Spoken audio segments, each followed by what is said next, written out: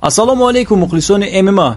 имрӯз мо дар бораи муҳимтарин хабарҳои варзишӣ суҳбат хоҳем кард. дар видео лайк гузоред ва мо оғоз мекунем. мо либоси мардона ки барои моҳи рамазон комил аст ба шумо пешниҳод мекунем. либоси мо 100% аз пахта ва матоъҳои табиӣ истеҳсол шудааст ки бисёр дар тан бароҳат аст. инчунин пешниҳоди махсус пойафзолҳои мардона аз замш ва кожаи тоза бо нархи дастрас ба сифати баланд. дар ватсапи рӯи экран либос нависед, ҳамаашонро равон мекунем.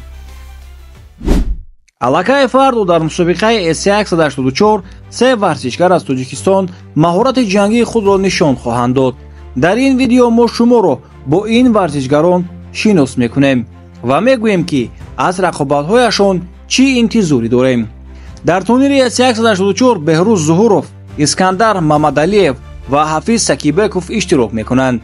ин варзишгаронро аллакай ҳамаи шумо хуб мешиносед ва дар муҳорибаҳои қаблӣ беҳтарин рақобатҳоро нишон дода буданд. ҳар як размкори тоҷик дар сабқати худ хос аст. баъзеи онҳо дар партер ва баъзе дар стойка бартарӣ доранд. дар ин мусобиқа Беҳрӯз Зуҳуров зидди Шергаст Кенжабоев, Искандар Мамадалиев зидди Виталий Слипкено ва Ҳафиз Сакибеков зидди Юсуп Зубариев рақобат хоҳанд кард. ин мусобиқа на танҳо рӯйдоди муҳим барои размкорон аст, балки як қадами калон барои рушди ММА дар Тоҷикистон мебошад. тамошои S184-ро аз даст надиҳед. силкаи прямои эфир дар телеграм-канали мо мешавад ки силкааш дар комментария ҳаст.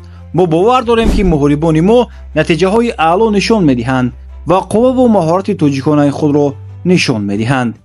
Ассаламу алейкум, дорогие друзья. Подписываем контракт на первый бой Гран-при ПФЛ на 11 апреля. Иншаллах будем газовать.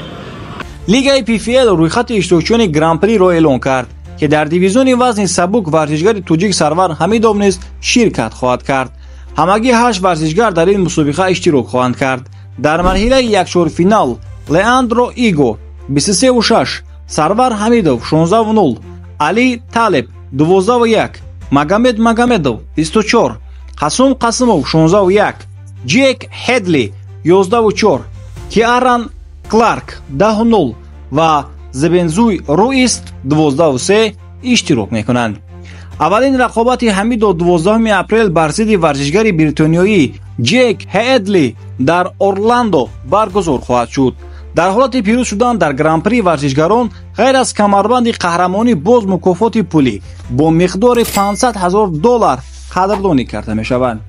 Сарвар варзишгари пурқувват аст ва метавонад натиҷаҳои хуб нишон диҳад. ӯ бо техникаи хуб ва иродаи сахташ машҳур аст. Сарвар дар муҳорибаҳои худ натиҷаҳои бузург ба даст овардааст. то имрӯз 16 ғалаба ба даст оварда боре ҳам мағлуб нашудааст.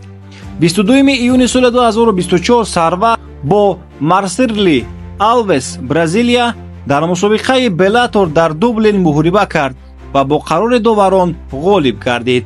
12 майи соли 2023 ӯ бо Кевин Петчи Фаронса дар Беллатор 296 рақобат кард ва дар даври сеюм бо усули боғӣ ғолиб омад.